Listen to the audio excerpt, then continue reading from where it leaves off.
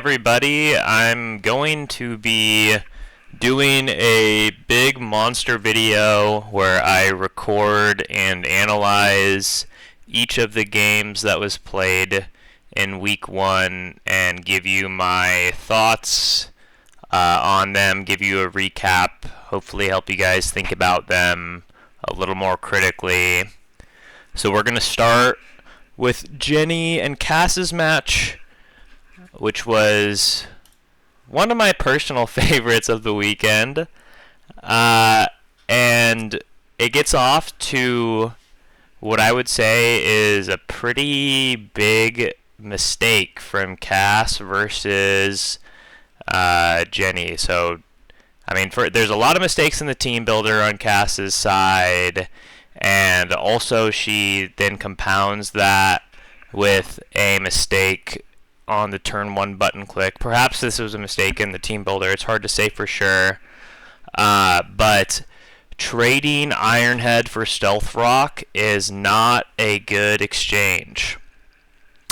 You know, this move, Stealth Rock, is something that you should be thinking about basically always and in every matchup, thinking about how the Stealth Rock dynamic, what's the balance? Like, is Stealth Rock very good against them? Is it very good against me? Do I need to keep Stealth Rock off the field? Is that priority number 1, or is priority number 1 getting rocks on the field and it's okay if we trade rocks? Against Jenny's team, not only is getting rocks on the field a massive priority, Cass, your team is also, I would say, slightly weak to rocks. You have 2 resists with this team builder, or with this team that you've brought. But anyway, so you need to be thinking about Stealth Rock in the early game and not just pressing Ironhead. So this is a bad move. And then we press Body Slam, and we give Jenny a free pivot. Now, Jenny, with rocks up, by the way. So Jenny does make a mistake here on turn 3. And she goes straight into Dragonite, who is going to probably be able to be unable to one-shot with an unboosted Earthquake. And then as well, we're leaving Dragonite vulnerable to Body Slam hacks. It has about a 60% chance to paralyze. And I will say that Cass is getting really unlucky here, is that she's used 3 moves which all have a 60% secondary effect chance, and all of them have whiffed. Which, we can do some quick math here. And, this is about a 6% chance of something like that happening. So this is pretty unlucky for Cass, but it's, part of this is that fundamentally we have a bad game plan here. But anyway, so Jenny leaves Dragonite vulnerable to Body Slam paralysis, which is a big mistake, and just spends a ton of time here setting up Dragon Dances that are completely unnecessary. We only need 1 of these to sweep this team. Maybe 2, but we're just leaving ourselves vulnerable. Cass uses Ironhead on this turn, which is of course a mistake because we want to be fishing for this paralysis. Dragonite is the specific Pokemon as to why rocks are so important versus Jenny. Breaking multiscale is really scary because otherwise it's really hard to get a consistent answer to Dragonite, and it will just have so many potential free turns to set up. But anyway, Jenny has pressed Dragon Dance at the very least 1 too many times, and then Jenny uses Extreme Speed, which is wrong. This should obviously be Earthquake, right? Cass then uses Ironhead. I don't hate it here. It's possibly true that this is a roll to kill. I wouldn't bet on it based on these both being 29%, but maybe it kills. I don't have the calculators. I don't know the specific Jirachi set. But Jenny has basically thrown away her Dragonite when Cass has given Cass plus good luck has essentially given Jenny the game already. 6 turns in, but this isn't the case because of the number of mistakes that have been made. So Jenny switches out into Mamoswine. This is good. This is what we should have done to begin with. And then Cass makes almost like a very confusing kind of play here and just leaves Jirachi in on the Earthquake, which is obviously a mistake. Jirachi is your most important Pokemon in this matchup. Given the information that Jenny has given you, I think it's reasonable to conclude in Cass's spot that the Dragonite may not have Earthquake. I know that to not be true based on some private information, or not private, based on talking to Jenny. I know that the Dragonite had Earthquake. Jenny just didn't press it. Anyway, so we need to preserve Jirachi because it seems like Jenny doesn't have a good way to kill Jirachi with Dragonite, and it's still possible that Dragonite can find an angle to sweep with Chansey's Wish. So just throwing Jirachi away, I mean, even just in and of itself is obviously a bad move, but it's particularly basically losing the game here. So anyway, and then we make the complete wrong move as well. We switch into Den, who just dies to an Earthquake. And then we make then Jenny's response to this play is equally baffling in that she brings in a Chansey, who I guess it's not that bad, but we could have just pressed Earthquake. Worst case scenario, Noivern switches in, and then Noivern is a free entry angle for Metagross. But whatever, Jenny chooses to switch to Chansey. This is fine. Chansey basically sweeps the team from here, so I think it's not that bad of a play. It's just a little bit like, why aren't we killing the electric type with Earthquake is my question. But yeah, Chansey basically is unkillable at this point. We have Dazzling Gleam, Life Orb, Celebi, which doesn't really make sense. Also, we have Facade onto Den. I'm kind of glossing over the number of things that I just don't fully understand here, but there's a lot that's going on that I would consider suspicious, to say the least. We just let Celebi die. Celebi accomplishes dealing 12% to Chansey, which doesn't seem like a very good result to me. And then here is why we are allergic to the rocks. As we can see, Noivern switches in and has already taken a quarter of its health. It's not the end of the world, but this Pokemon, presumably within the structure of this team, wants to switch in and press Draco Meteor, which we actually see is Cass had the right idea with. But the issue with Draco Meteor is that then you have to switch out because it nerfs you, and so you're just repeatedly taking 25% to these rocks, which is kind of a disaster. So we see the issues here. Obviously, this represents no threat. I don't necessarily know why we switched away from Chansey and into Mamoswine. This thing really wasn't threatening Chansey at all, but whatever. Jenny sacks the Mamoswine, presumably to bring in Metagross. Okay, we bring in Dragonite. That one doesn't make any sense, and then we just let it die.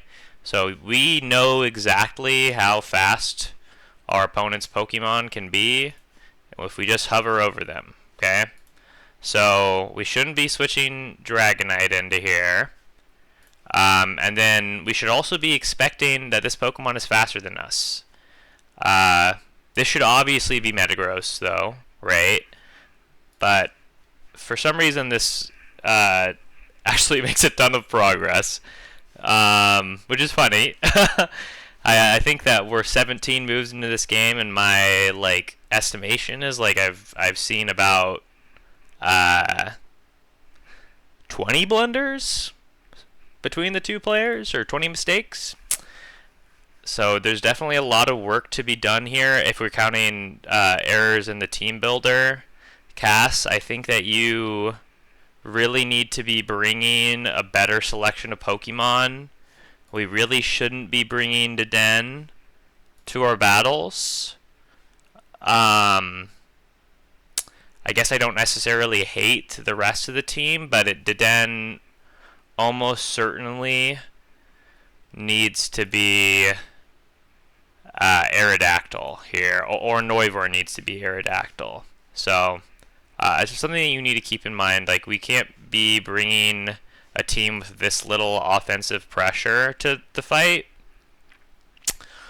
Or basically this team has no offense. This team has no consistent breaking game plan. Like, probably the best is, I assume that this is Choice Specs Draco on Noivern. This is okay. This is a start. But it's not good enough. It's not even close to enough here. So we need more offensive power here. Maybe this is a Combine Celebi, in which case, if it is, then that's good as well for this game plan. But again, Deden just does not provide enough. I think that we should probably be swapping out Nidoqueen for Nidoking, who is a free agent here. We use Sludge Bomb on a Steel type, not a very good move. We use Rock Slide on a Steel type, not a very good move. I don't know what this Metagross's moveset is, but my guess is that it should have a Steel type move, which will be stronger than Power Up Punch. If it's Meteor Mash, I guess. I guess technically Bullet Punch is the same power. But if that was Meteor Mash or Bullet Punch there, that does just win the game. I don't know what the Metagross's set is. We should be pressing Toxic here. Toxic just wins the game, but instead we're sitting here wishing and Seismic Tossing. I don't understand physical attacking Umbreon. Umbreon has terrible attack stats. Just to prove that this is the case. You know, with the movesets, Cass, I really think you should be referring to this website, and for the time being, just only, like, when you're trying to pick for a Pokemon, the set should more or less be taken from this website. I think that a ton of people also in the league would love to help you build your teams for the matches, but I know you technically killed 3 Pokemon here, but this game was more or less over in team preview because you just don't have a good enough breaking plan for Jenny's defensive core here. And basically Chansey 1v6s, or 1v5s at the very least, once Jirachi is gone. So I'm going to just spare you guys the rest of this match. But basically just, this takes way longer than it should. But that's not really that big of a deal. Jenny wins. I definitely like to see some more focus from both ends here going on and into the future. I understand that you're both rookies. This is your first match. And congrats, Jenny, on getting a win. But, yeah, you both have a lot to improve on, and that's okay. That's true of everyone in this league, even myself and Dean, who won the last 2. And if you want proof of that, here is Dean's match versus Jasiah. And so, right off the bat, I see errors in the team builder that I don't like from Dean. I see Gengar here over a Steel type, which makes his team way less defensively solid, of course. Now there is no good switch into Tyranitar. There is no good switch into Zapdos because he didn't bring Ferrothorn. So we have, I guess we have a fine switch into Zapdos with Garchomp. And Clefable, they're reasonable. But Ferrothorn would have been really solid here over Gengar. I don't really understand what Gengar is planning to bring. Dean already probably knows all this and regrets bringing Gengar because we will see what Gengar accomplishes here. And I think that Jasiah really killed it in the team builder here. There is only one set that I have my questions on. I don't really know how useful Quagsire is, but that's okay. And right off the bat, I think Jasiah identifies that Dean's team is very ill-equipped for dealing with Cloyster. And Cloyster is more or less guaranteed to trade 1-for-1 with a Pokemon and give Jasiah a lot of momentum. So Jasiah makes a great play, leading on Cloyster and Shell Smashing in Garchomp's face. I think that Dean is relatively ill-equipped here. He more or less has to sack him on against this. Another option would have been Unaware Clefable, but basically Dean just sacks Gengar. So this Pokemon was essentially as useful as bringing a Wurmple in this game. Sometimes this is just a reality, but yeah. And then Dean switches into Talonflame, and Jasiah chooses to sack. I think that was good by both players. Now we bring a Pokemon in, or we bring Tyranitar in, which I think is really great, but Jasiah, because he identifies that there is no good answer to Tyranitar on Dean's team here. Now, a button press that I might have enjoyed seeing is Crunch here. Because it does seem to me a little obvious that Dean is going to bring in Garchomp, but I think Stone Edge is still a fine mid-ground. Of course, it threatens to Oko Talonflame, where Crunch does not. If Dean makes a really ballsy play and stays in with Talonflame. You know, actually, I think that this is all fine. Alright, and here, Dean makes an interesting choice. He chooses to get Stealth Rock up. I don't hate it. It makes Josiah's team a lot more fragile, but he does get maximally punished because Tyranitar is carrying Ice Punch, which is really good, once again, by Jasiah. And now Jasiah says, okay, Tyranitar has done its job. I don't want anything to take unnecessary damage to Beedrill, and sacks Tyranitar. I think this was fine. I think I would have preferred going to Cobalion here, who does 4 times resist U-turn, and this is more or less, to me, it's a very obvious click for Beedrill in this spot. And also Beedrill just generally struggles. I mean, it's possible that Beedrill wants to press Superpower here. I think I just would have gone into Cobalion. Of course, this is the rock, paper, scissors nature of Pokemon. I think Cobalion is overall the safest play instead of just losing the Quagsire, or losing the Tyranitar, who is, at this point, still one of the most offensively threatening Pokemon.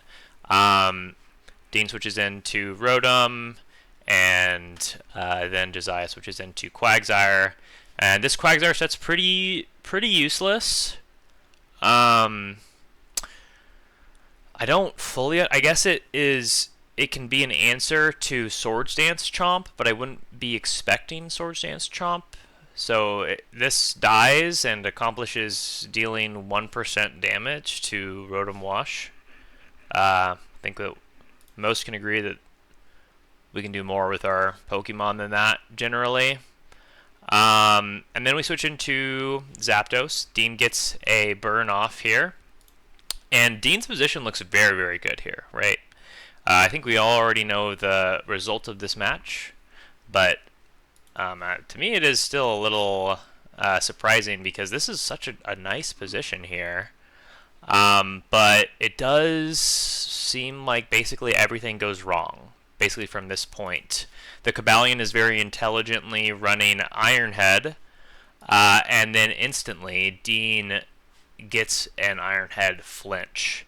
Now this is relatively unlucky. We saw several Ironhead button presses before that didn't flinch, and those were twice as likely to flinch. So, and this is pretty critical because this is going to hit Cabalion pretty hard, assuming Dean pressed Moonblast here. But now we are more or less forced out. I would have liked to have seen rocks here because there's not much in the way of stopping this, and basically this 30% flinch has shifted the momentum of the game. Now I think that Jasiah makes a really good move here, and okay, never mind. This is insane. This is one of the craziest turns I've ever seen.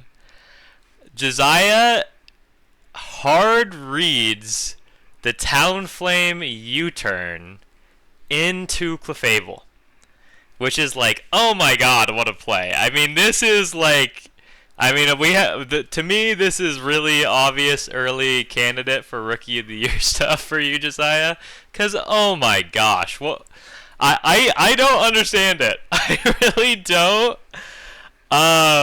It's ballsy as heck, but you did it, and it worked out beautifully, which tells me that maybe trust in your gut is a good thing to do here.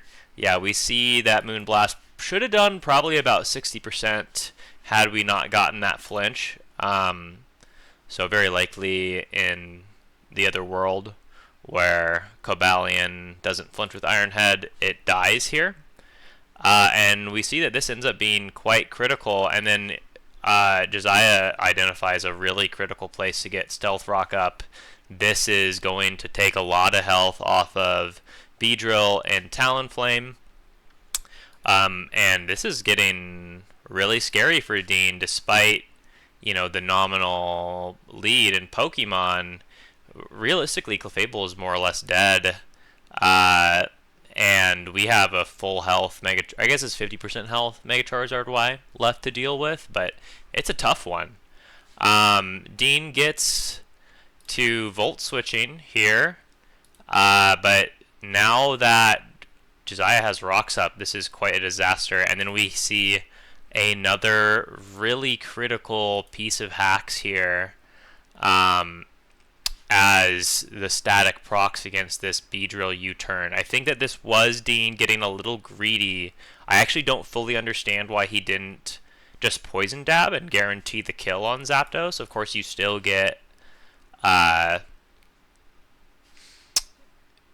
paralyzed, presumably. But here we have a really awkward position where a critical hit basically takes Rotom out of the air and just more or less kills it. Rotom does get to... Oh, wow, it doesn't even get to trade with Zapdos. Yeah, never mind. So, Zapdos gets a trade with Rotom, which is, like, incredible luck. And now, this is really just, like, a nightmare scenario where we have a neutered Beedrill, a Talonflame that's almost dead, and a Clefable that's almost dead. And this is just a endgame that's winning. In a different world, where this Cabalion is already dead, which, the flinch misses, we don't have the crit that instantly takes Rotom out of the sky,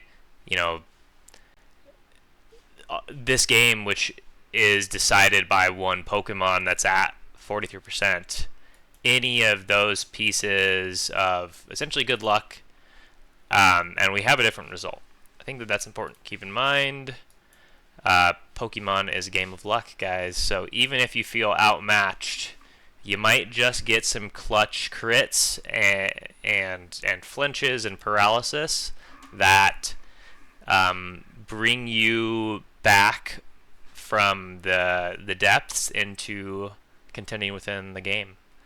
All right, so here we have another game between two new players, and oh man, this lead sequence, it's beautiful, absolutely beautiful by Chris. I'm so incredibly impressed here. We do see a bit of a blunder on the side of Garrett. He needs to be leading with taunt if we see the fortress lead. Basically, by doing that, you have a high chance of basically just taking away his turn, which we would have, right? We would have taken away his turn and forced a switch. So maybe not immediately, maybe the fortress tries to stay in and rapid spin still on turn 2, but the point is, you know, you're denying rocks to them. So just an important sequencing to pay attention to. Now we switch in to Diancie, and we don't Mega. I don't understand why we don't Mega, but unfortunately Garrett's team is so overmatched here, just from a raw base stat total. Just structurally, there's no good answer to Entei. We'll see that. Here, you know, we could have just Mega'd and probably killed this, but what can you do? Instead, we take a big hit from Ice Punch. Yeah, I like the Rocky Helmet set from the Tangrowth. I think it's smart. And then I like this play by Garrett as well. But again, it's a little bit too late. I would have preferred to see a bit more of a mid-ground here from Garrett. So we use Bullet Seed, which is basically the entirety of Chris's team switches into this just fine.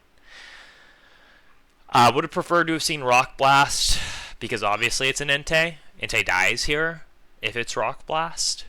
Just something to keep in mind. And if it's not Rock Blast, then of course Swampert is still taking a pretty good chunk and is still asleep.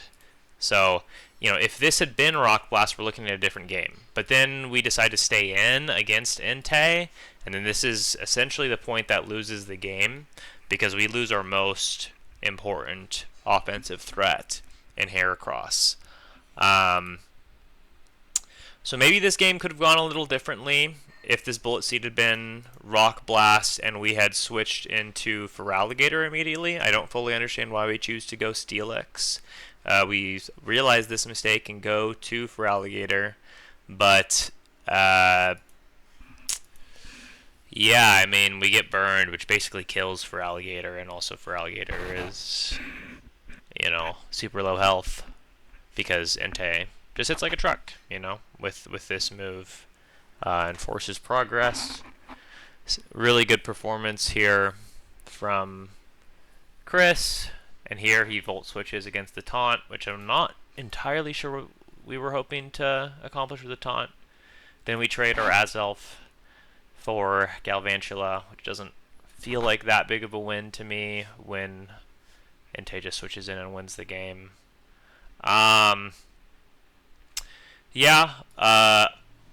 This game, of the rookie games that we've watched so far, is probably the best from a gameplay perspective.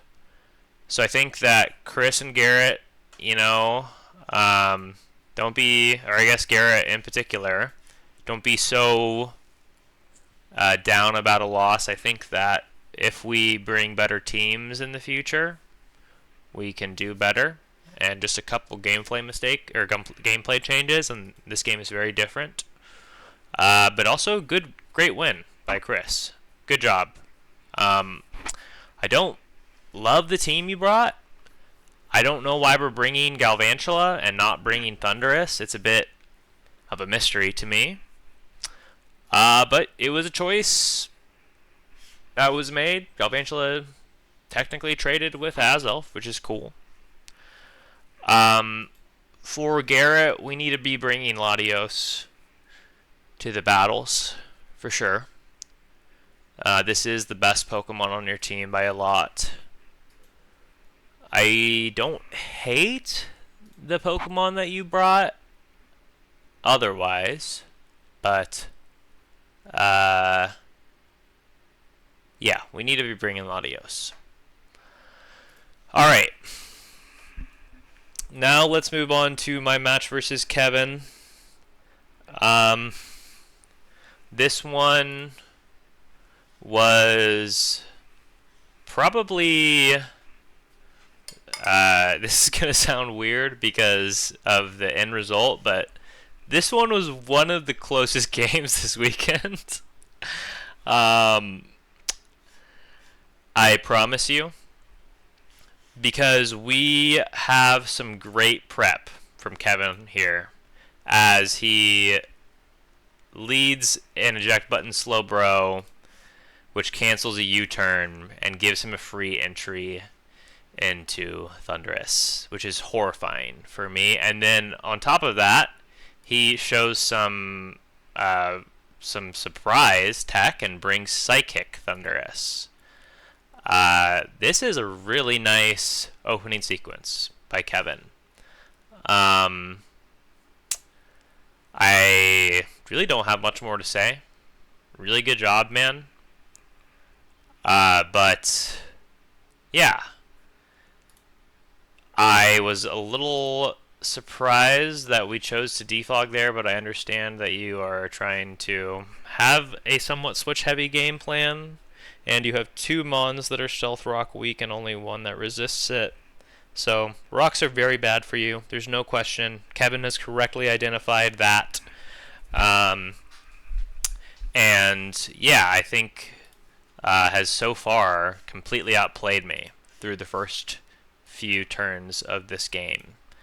Now, one of the issues with Slowbro here is that it does give me free entry into Volcanion, which was a Pokemon that I identified very early as very critical to success in this game.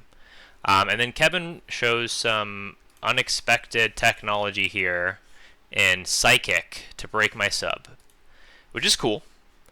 But actually, this turn is really bad for Kevin because getting Toxic on Slowbro is going to severely hamper its longevity and basically make it impossible for Slowbro to stay on the field for more than 3 turns, which is something that normally Slowbro would excel at because the Toxic damage will just do far too much if Slowbro stays in like that. This allowing Slowbro to get Toxic here is, I don't want to say it's a game-losing play, but after I saw Slowbro get Toxic, I felt as though I had a very dominating position. Because Slowbro is the only Pokemon on Kevin's team who can stop my team from making progress for free. With things like U-turn on Tornadus and Steam Eruption from Volcanion. So this was a bit of a mistake on Kevin's part, and he's just staying in too long here. As I established this, it's really quite critical that we are getting Slowbro off the field, but we identify this too slowly, and now we get this really positive matchup for me between Thunderous and Excadrill. And so here we're going to see a sequence that looks extremely lucky as Kevin misses a Focus Blast and I crit a Rock Slide, but while the Focus Blast miss would have dealt a lot of damage to Excadrill, the rock slide crit doesn't matter. And this is a guaranteed kill no matter what, as this Excadrill had enough attack IVs to always KO with a rock slide after stealth rocks plus 1 turn of leftovers recovery. And so that's almost exactly the HP threshold that we see this Thunderous Therian at. And then here I realized I was kind of woefully underprepared for Diggersby, who, if this had been choice banned Diggersby, this would have been horrifying. So I make a really ballsy play here, and I choose to stay in on this Diggersby. I'm guessing from the amount of damage that this dealt that this is not choice banned, which is a bit of a relief. He chooses to switch out. Maybe it is choice banned because of that switch, but I'm not sure. And now Conkeldurr kind of wins the game here. Conkeldurr doesn't have a great way to hit Azumarill, but the thing about Azumarill is that it is pretty much just fodder for the Volcanion here. So I switch in Tornadus Therian, which is a bit of an inaccuracy. I probably should have gone straight into Volcanion. I guess I'm not actually sure there. But Volcanion is more or less untouchable by Azumarill. And so Kevin knows this, switches out to Slowbro. I use Steam Eruption, which still hits pretty hard, all things considered. And basically Kevin has to sack Slowbro here, more or less. He stays in 1 turn too long again. Maybe if he switched out here, it would have been a little bit better, but he just goes for 30%. Maybe he was praying for a Hurricane Miss. It was totally in the range of outcomes, but regardless, basically at this point, it's just a matter of technique on my part, as I just kind of pivot out and press buttons to win. Here, this is a funny little sequence where I switch into Volcanion, so that's 1 switch. I switch into Amoonguss, that's 2 switches. I switch into Excadrill, that's 3 switches. And then I switch back into Volcanion for 4 straight switches as we beta water move to heal Volcanion. And now Volcanion is spamming Steam Eruption, and there's no real good answer from Kevin's side of the field. This game is more or less over. The Weavile comes in. I switch out into Conkeldurr, who basically just punches his way through Kevin's team here. And I know it's 6-0, but there were, several points in this battle that go differently. And the result could have been swapped entirely. It's, ultimately it's down to just 2 or 3 turns where Kevin had a lapse in judgment. That led to such, and then plus some good luck on my end, and it looks like a very one-sided game. But I promise you, Kevin, it was a good game. It was a close one that had me thinking. I think that you could have played better, of course, but in all, you did quite well. All right, I left this one for last because it's kind of funny. This game, here we have a really nice lead matchup by Jacob, who knows that rocks are a high priority and predicts this, leads with Keldeo because Heatran is the only consistent rocker.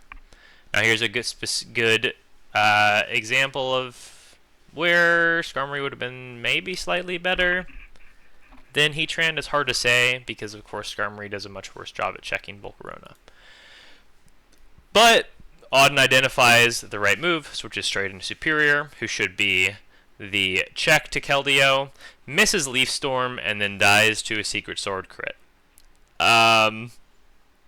Which is pretty funny. But, you know. And I don't want to say the game is literally over, but Audun goes into Gyarados here, which is probably the wrong move. We should be going into Mega Kazam. And Jacob's able to fish for a bounce miss. And, yeah.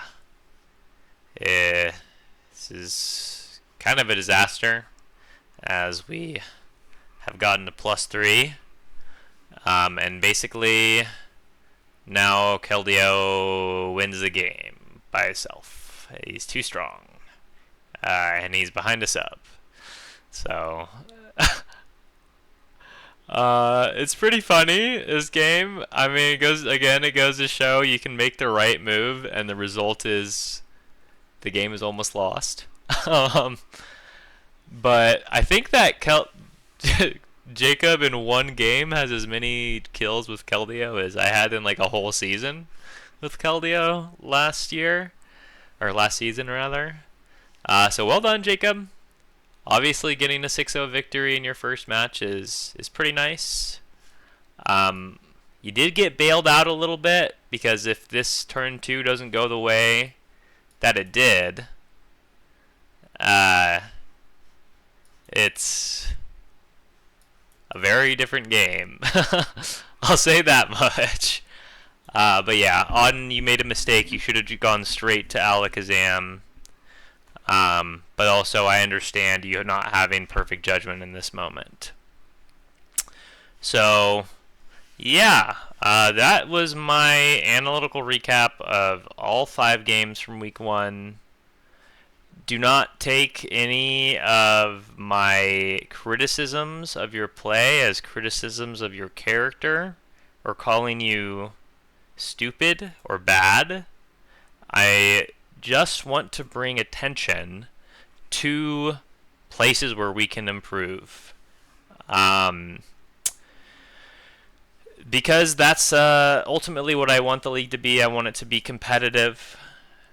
And we had a couple great games this week, and we had a couple of hilarious games this week, and that's part of the appeal, at least for me.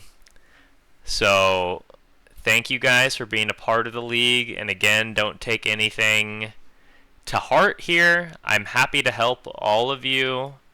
I think to an extent the same goes for Dean. He's a bit more busy than I am, but yeah, just keep your head up to those of you who lost your Week 1 match. It'll get better from here, hopefully, and I'm happy to help all of you. So good luck, guys, and thank you for watching.